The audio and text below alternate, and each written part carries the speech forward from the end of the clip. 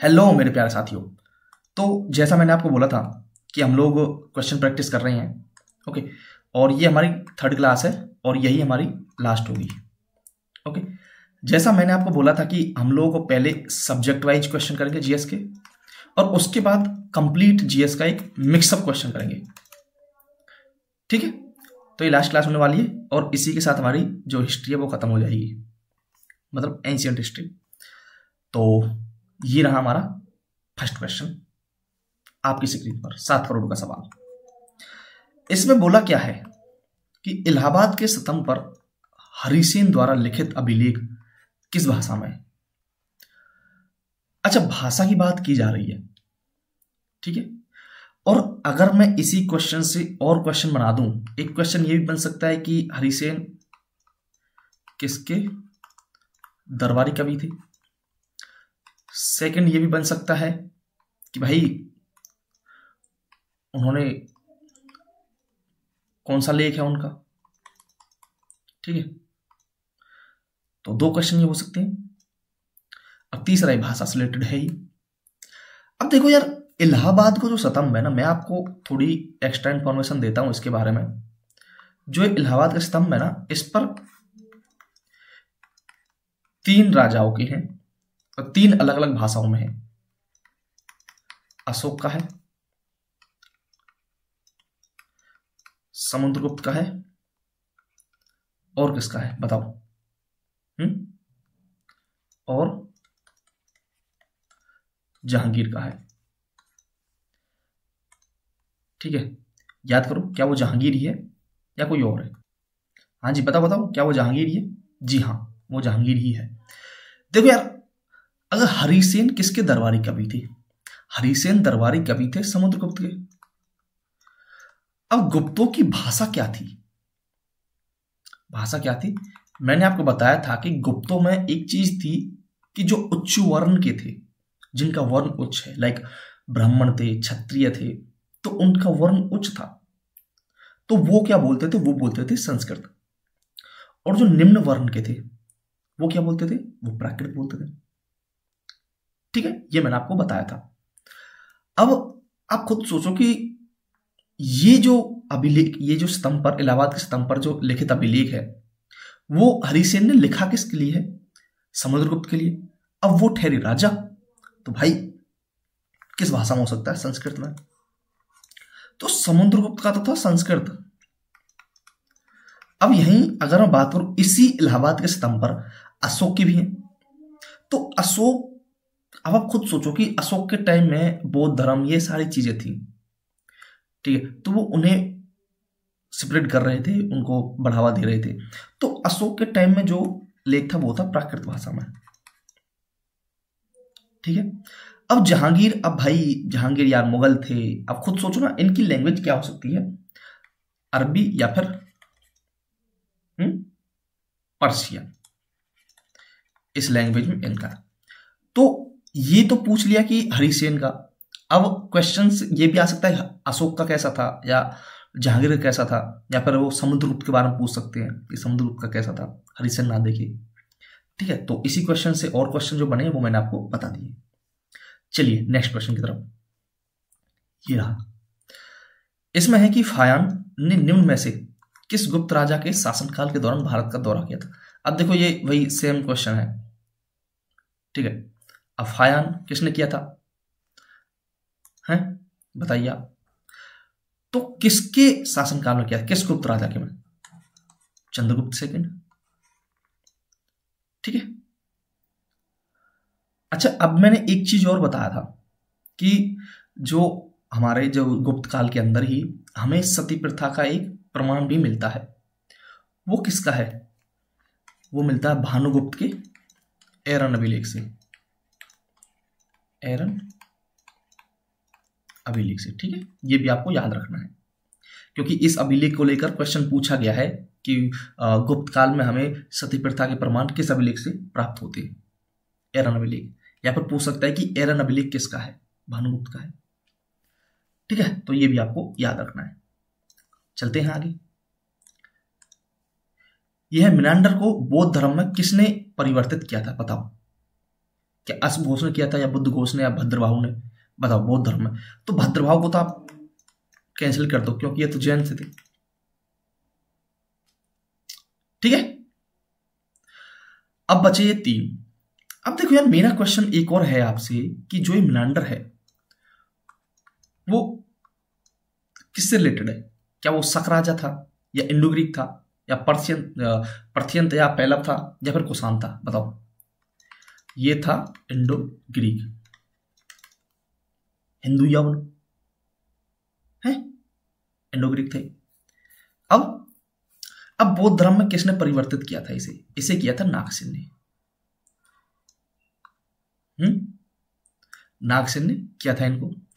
अब एक बुक है यहां पर, ठीक है, जिसमें इन दोनों का जो संवाद है उसे बताया गया है। बताओ कौन सी बुक है वो? बुक का नाम आपको कमेंट बॉक्स में बताना है कि वो बुक का नाम ये है। ठीक है, अब अश्व घोष के बारे में तो आप क्या ही, मतलब कनिष्क के टाइम में थे, चौथी जो बौद्ध संगीति थी, टाइम फोर्थ जो बौद्ध संगीति थी उसके क्या थे बताओ? उपाध्यक्ष थे, अध्यक्ष कोई और था, ये उपाध्यक्ष थे। ठीक है भाई, तो इंडो ग्रीक देख लिया। अब इंडो ग्रीक के बारे में मैंने आपको बताया था कि भैया डाई शटर प्रणाली लेकर आए थे कि दोनों, एक जो सिक्का है, सिक्के के दोनों साइड चित्र होने चाहिए। ठीक है, पर्दा प्रथा शुरू की, यौन, ये सारी चीजें थी। ठीक है, चलो नेक्स्ट क्वेश्चन ये रहा।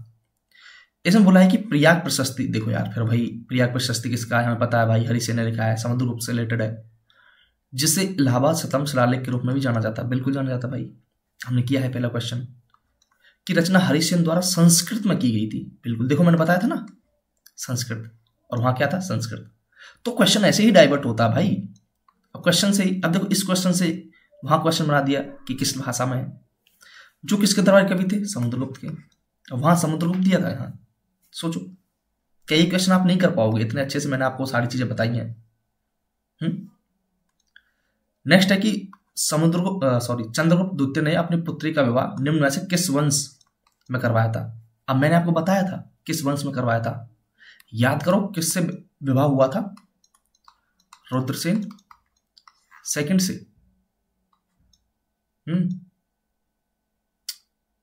ठीक है ना, और किस वंश का था ये? वाकाटक वंश। ठीक है, प्रभावती गुप्त जो इनकी पुत्री थी।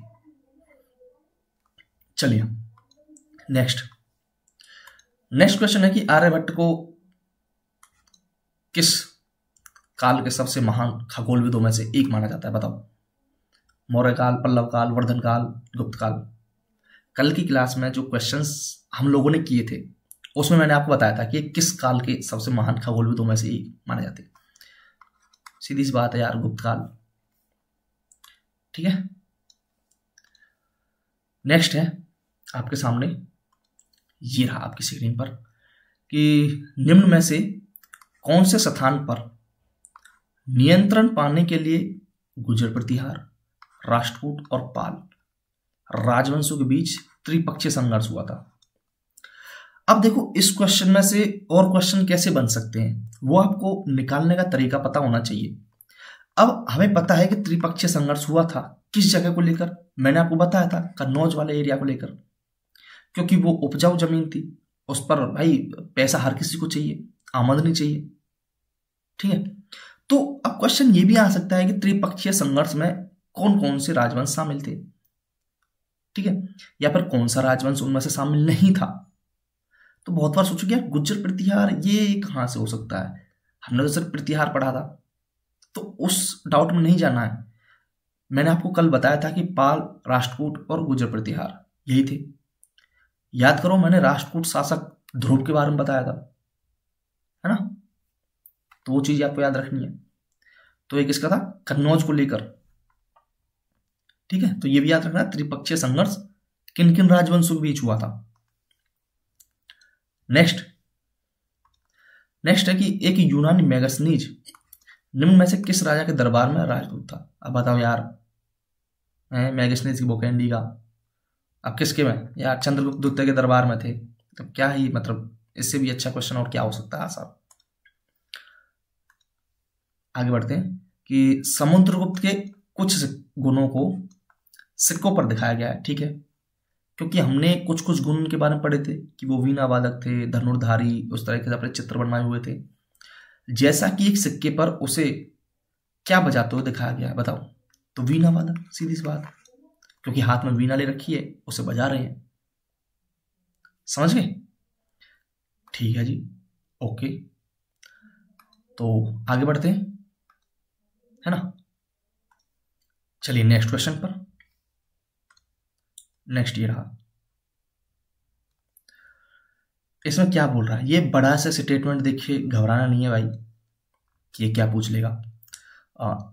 600 बीसी से 600 ईस्वी के अवधि के दौरान निम्न में से कौन सा वह पहला शासक था जिसने अपनी प्रजा और अधिकारियों के लिए अपने संदेशों को पत्थर की सतहों, प्राकृतिक चट्टानों के साथ साथ पॉलिश किए गए स्तंभों पर अंकित किया था? बताओ यार, एक ही शासक था ऐसा जिसने लाइक स्तंभों के थ्रू, ठीक है, अभिलेखों के थ्रू अपनी बात जनता तक पहुंचाई है।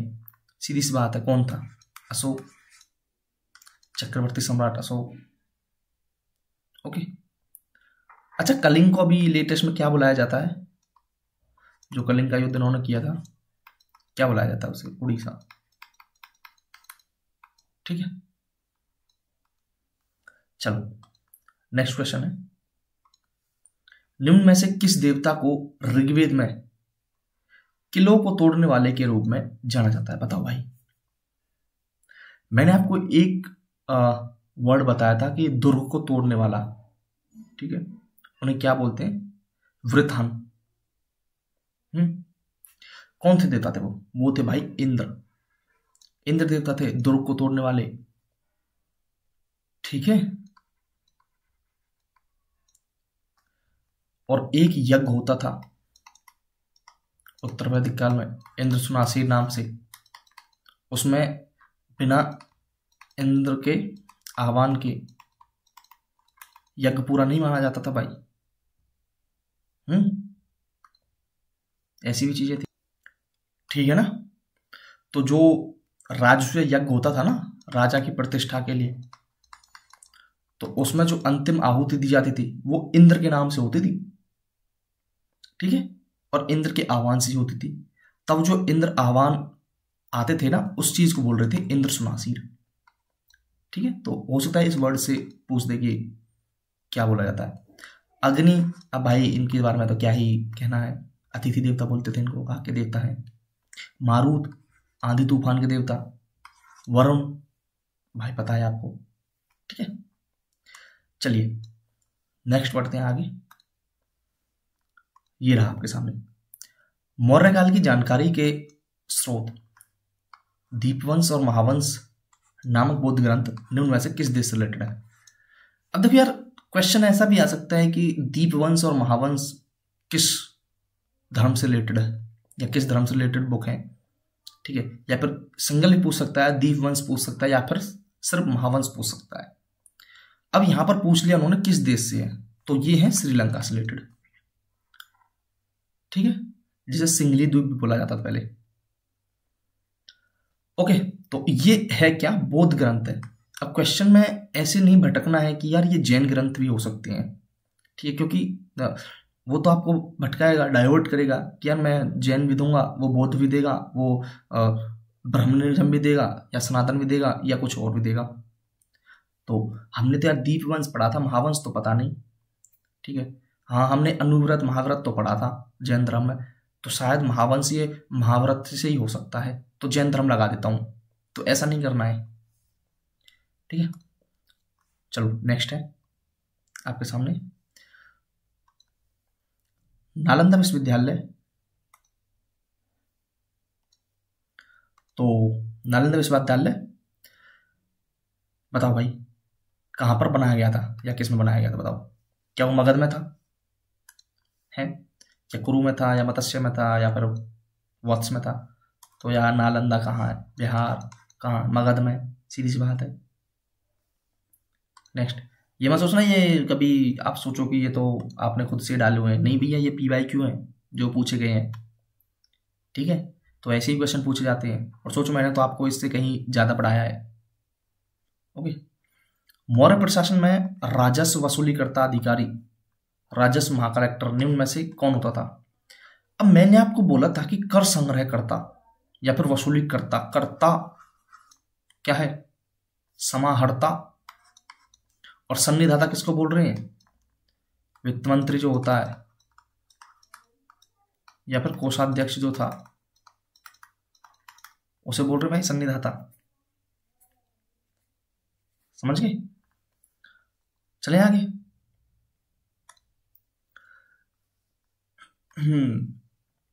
चलिए, वर्ण व्यवस्था को सही ठहराने के लिए प्राचीन भारत के ब्राह्मणों द्वारा, अच्छा, ऋग्वेद के किस सूक्त का प्रयोग किया गया था? बताओ, किस सूक्त का प्रयोग किया था? तो ये किया गया था पुरुष सूक्त। क्योंकि अच्छा, पुरुष सूक्त किस मंडल में है? 10वें मंडल में है। और 10वें मंडल में एक और सूत्र है, एक और सूक्त है। कौन सा?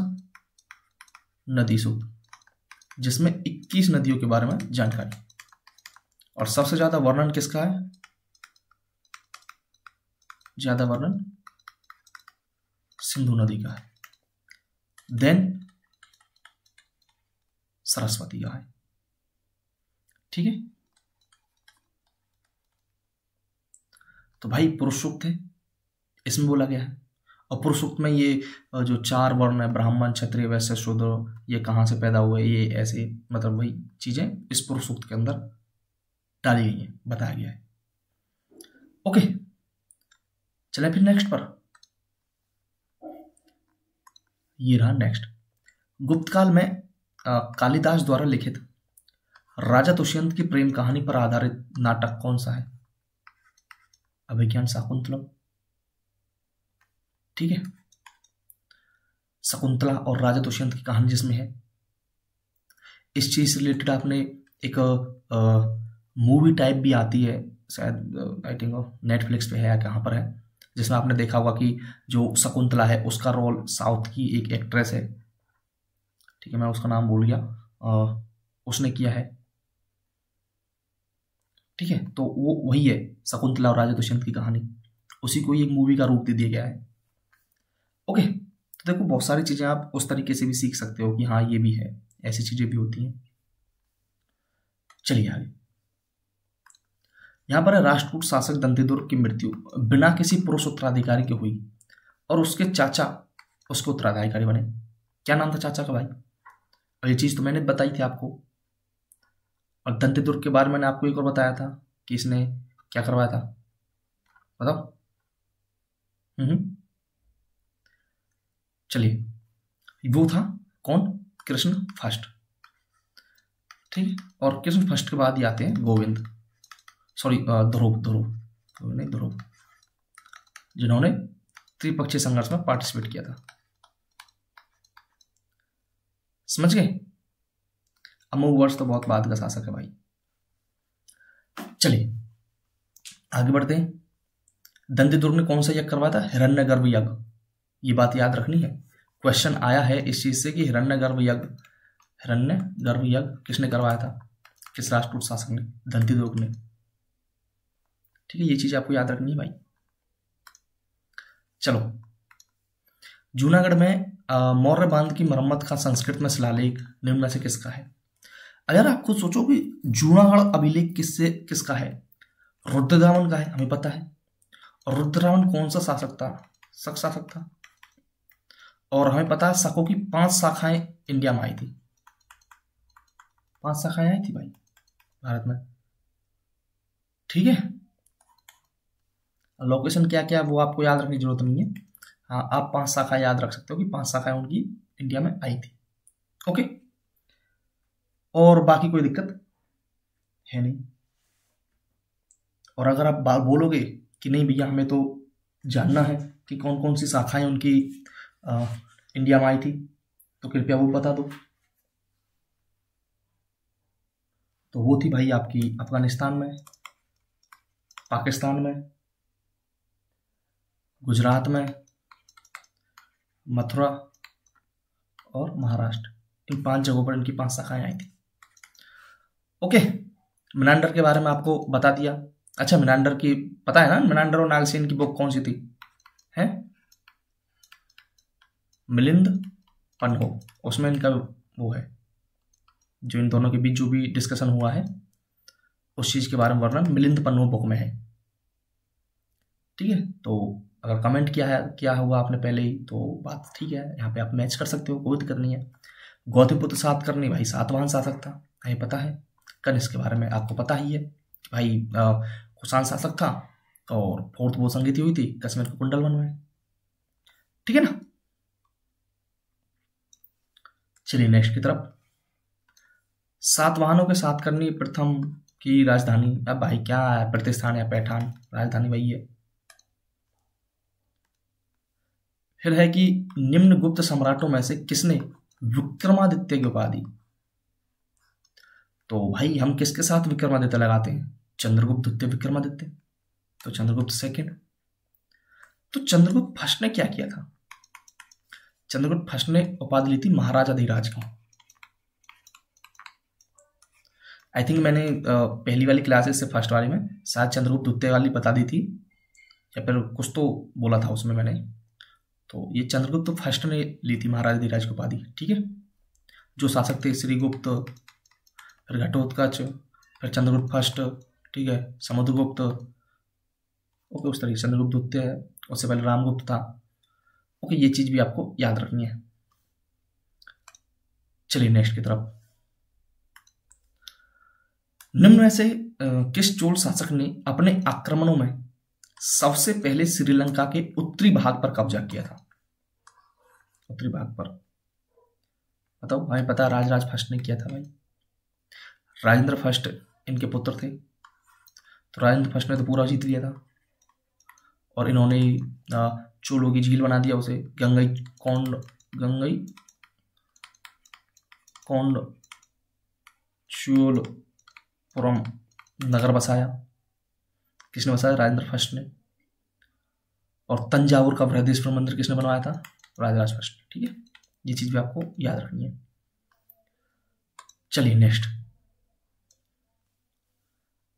नेक्स्ट है कि पुलकेशिन द्वितीय जिसने हर्षवर्धन को हराया था वह किस राजवंश से संबंधित था? बताओ, पुलकेशिन द्वितीय बताया था मैंने आपको भाई। ठीक है, बताओ। ये था चालुक्य, बादामी या फिर वातापी के चालुक्य। तो भाई पुलकेशिन द्वितीय ने हर्षवर्धन को तो हराया ही था। ठीक है, इसका वर्णन किसमें है? एहोल अभिलेख में। एहोल किसका है? रवि कीर्ति जैन का। ठीक है ना, तो एहोल अभिलेख हमें पता है रवि कीर्ति जैन का था। अब इसमें एक चीज और है कि पुलकेशिन द्वितीय ने फिर हराया था किसी को, तो इसने हराया था पल्लव वंश के शासक को हराया था। किसको? महेंद्र वर्मन को। तब उपाधि क्या ली थी बताओ? पल्लवों की राजधानी क्या थी? कांची। तो कांची कोंड की उपाधि ली थी। और फिर महेंद्र वर्मन का फर्स्ट पुत्र था नरसिंह वर्मन फर्स्ट, तो उसने पुलकेशिन द्वितीय को हरा दिया, तो उसने उपाधि ले ली किसकी? वातापी कोंड की। मतलब वो एक बदले वाली बात हो गई कि भाई तूने मेरे पापा को हराया और तूने उपाधि ले ली हमारी कैपिटल की, तो मैं तो जा रहा हूँ, मैं तेरी कैपिटल की ले लूंगा। सीधी सी बात ये है। ठीक है, ओके जी, नेक्स्ट बढ़ते हैं। स्तूप वास्तुकला में तोरण। अब यार ये मैंने कई बार आपको बता दिया इस तरीके से स्तूप बना के। ठीक है, इस तरीके से स्तूप बना के, और यहाँ इस तरीके वो चीजें छत्रपशिला रखे, और इस तरीके से ये तरह मेंढी है, तो ये क्या है? ये इसे बोल रहे हैं तोरण। और ये क्या है? ये द्वार है, प्रवेश द्वार, जहां से अंदर की तरफ प्रवेश किया जाता है। ठीक है, आप कभी जब कुछ स्तूप देखोगे ना, तो स्तूप में आगे की साइड आपको ऐसे जब एंट्री मारोगे ना, एंट्री पे इस तरह से एक द्वार मिलेगा, उसे तोरण बोल रहे हैं। इसके नीचे से आप निकल के अंदर जाओगे, और फिर जब अंदर जाओगे ना, उधर साइड आपको एक गोल गोल मौंड मिलेगा, वो स्तूप है। ठीक है, वो संरचना है। तोरण को क्या बोल रहे हैं, तो वो प्रवेश द्वार है। ये गुंबद, गुंबद तो ये है यार, ये जो गोल गोल सा दिख रहा है, ठीक है। छतरी, जो छत्रपसला ऊपर की तरफ बोल रहे हैं, समझ गए। चलिए आगे, ये है गुप्तों को किस वर्ण से उत्पन्न माना गया? भाई इन्हें शूद्रों से उत्पन्न माना गया है, ठीक है। इनके बारे में बोला जाता था कि ये शूद्र है। निम्न में से कौन सी वस्तु या विशेषता संरचना मोहनजोदड़ो के नगर दुर्ग सीताडेल का हिस्सा नहीं थी? ये चीज याद रखनी है, वो नहीं पूछ रहा है, ठीक है। इन पॉइंट्स पे अक्सर बहुत बार छोटी छोटी सिली मिस्टेक्स हो जाती हैं कि मैं तो सोच रहा था कि इसने हाँ पूछा है पर इसमें तो ना है, और उससे सिलेक्शन रुक जाता है। और जहां आपका वेटेज जीएस का 50% का, तो आपको ऐसी गलती करनी नहीं है। तो क्या नहीं थे, क्या गोदाम नहीं थे? बिल्कुल थे भाई, अनाज वगैरह भरे जाते थे उसमें। अन्न कोठार जो बोल रहे हैं, विशाल आंगन ये भी था, आवासीय भवन ये भी थे, वहीं तो रह रहे थे। सस्तंभ हॉल वगैरह नहीं थे। क्यों नहीं थे? क्योंकि उनकी जो संरचना थी ना उस तरीके से थी, यहाँ रूम है, यहाँ रूम है, यहाँ रूम है, यहाँ रूम है, तो बीच वाला जो आंगन है ना ये खुला था। ये ऐसे सस्तंभ हॉल नहीं थे कि यहाँ स्तंभ वगैरह बना तब हॉल बना दिया, नहीं। तो इसका आंसर होगा ये डी, ठीक है। चलिए आगे, इसमें कह रहा है कि उत्तर वैदिक काल में निम्न में से किस पशु का स्थान समाज में सबसे प्रतिष्ठित था? यार खुद सोचो किसका हो सकता है, बताओ। सबसे प्रतिष्ठित था भाई, गाय का था यार, आप खुद सोचना।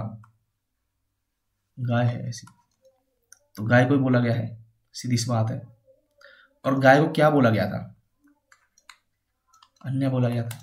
गाय के धनी को गौमत बोला गया है, ठीक है। गाय के लिए युद्ध को गविष्टि बोला गया है, समझ गए। तो ये चीज आपको याद रखनी है। चलिए, अब है कि निम्न बौद्ध भिक्षु में से कौन चंद्रगुप्त द्वितीय के शासनकाल के दौरान चीन से भारत आया था? आप खुद सोचो कि चंद्रगुप्त द्वितीय के दरबार में कौन आया था? जाना पता है, फायन आया था। हुइनसांग किसके दरबार में आया था? हुइनसांग है से याद करो, हर्षवर्धन। इतसिंह काफी बाद में है, ठीक है। चलिए नेक्स्ट है कि शुरुआत में मगध महाजनपद की राजधानी कौन सी थी निम्न में से? भाई पहले राजगिरी थी, उसके बाद पाटलिपुत्र हुई है। अब फिर क्वेश्चन आ सकता है कि पाटलिपुत्र को बसाया किसने था? अजातशत्रु ने बसाया था। पर कैपिटल किसने बनाया? कैपिटल बनाया था उदयन ने, इसे कोई पाटलिपुत्र, ठीक है। ओके जी, नेक्स्ट है चंद्रगुप्त मौर्य द्वारा प्राचीन भारत में मौर्य साम्राज्य की स्थापना के ठीक पहले निम्न में से किस राजवंश ने मगध पर शासन किया था? तो मौर्य वंश से पहले नंद वंश ने किया था, सीधी बात है। हमें पता था कि जो धनानंद है वो था शासक उस टाइम, तभी तो वो जो चाणक्य थे उन्होंने अपनी जो बाल थे, केस थे, उनमें उनको बांधा था कि जब तुम्हें इससे गद्दी से हटा दूंगा तब ये मैं खोलूंगा, और उन्हें हटा दिया। वृहदत्त के बारे में पता भाई, ये अंतिम शासक था, ठीक है। और चंद प्रोद्योत जो था वो तो भाई यहाँ का था ही नहीं। वो कौन सा था बताओ? 4 राज्य जो थे, ये आपके लिए क्या है क्वेश्चन है भाई, कमेंट बॉक्स में लिखना आप कि चंड प्रद्योत किसका था, किस वंश से था या किस गण से था? गण शिशुनाग, भाई ये भी आपको पता है शिशुनाग, ठीक है। कलाशोक, शिशुनाग, सोचो है ना। चलिए नेक्स्ट आगे चलते हैं। अशोक के शासनकाल के दौरान बलुआ पत्थर के एकात्मक स्तंभों को बौद्ध अवधारणाओं के शिलालेखों के साथ साथ हाथी और शेर जैसे पशु आकृतियों से अभिव्यक्त किया गया है। और कौन सा है? हाथी, शेर, और क्या क्या है? और है भैया बैल। देखो मैं आपको बताता हूं कि जो शेर है, अच्छा देखो हम लोग जब 2-3 जगह पढ़ते हैं, लौरिया, एराज, लौरिया नंदनगढ़, ये बिहार में है, ठीक है, और रामपुरवा। तो रामपुरवा से हमें मिलता है बैल, लौरिया नंदनगढ़ से सिंह की है, और लौरिया राज से कोई नहीं है। क्यों? अब देखो जो स्तंभ है ना अशोक के, वो किस तरीके से हैं, वो देखो ऐसे हैं, देखो मैं बता के दिखा रहा हूं, ये ऐसे हैं इस तरीके से, ठीक है, और यहां से इस तरीके से। ये एकाश्म पत्थर का सीधा सा मतलब क्या है कि ये सिंगल एक पत्थर है, ऐसा नहीं है कि एक पत्थर यहां जोड़ दिया फिर जोड़ा, नहीं, ऐसा नहीं है, ठीक है। ये ईरानियों का था, ये अशोक का नहीं था। अब ये जो पत्थर है ना, इसके ऊपर क्या है, इसके ऊपर उल्टा कमल है और बैल है, ये सारी चीजें यहां पर है। तो कई स्तंभ ऐसे भी हैं जहां पर कोई पशु का चित्रण नहीं है, कोई पशु की आकृति वहां पर नहीं है, पर जब हम देखते हैं कि इससे क्वेश्चन आ सकता है कि बैल की कहां पर है, रामपुरवा में है, शेर कहां पर है, लौरिया नंदनगढ़ में है, तो इन दो में कंफ्यूज नहीं होना है, लौरिया एराज और लौरिया नंदनगढ़ में, ठीक है, ओके। नेक्स्ट है कि जो अशोक है के शासनकाल में, ठीक है, निर्मित स्तूपों में निम्न में से किस सामग्री के स्तंभ थे जो बने हुए थे? भाई पत्थर के बने होते हैं, पता है, एकाश्म पत्थर, अभी बताया पहले क्वेश्चन में, ठीक है। नेक्स्ट है कि मौर्य साम्राज्य का अंतिम शासक, अरे भाई अभी पता है, बृहद्रथ था। और मारा किसने था? सेनापति पुष्यमित्र शुंग ने, ठीक है। नेक्स्ट है विक्रम संवत निम्न में से किस वर्ष से प्रारंभ होता है? 57। ये कौन सा है? ये शक है भाई, ये पता है, ठीक है, ओके।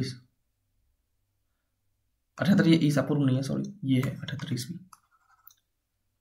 ओके, ठीक है जी।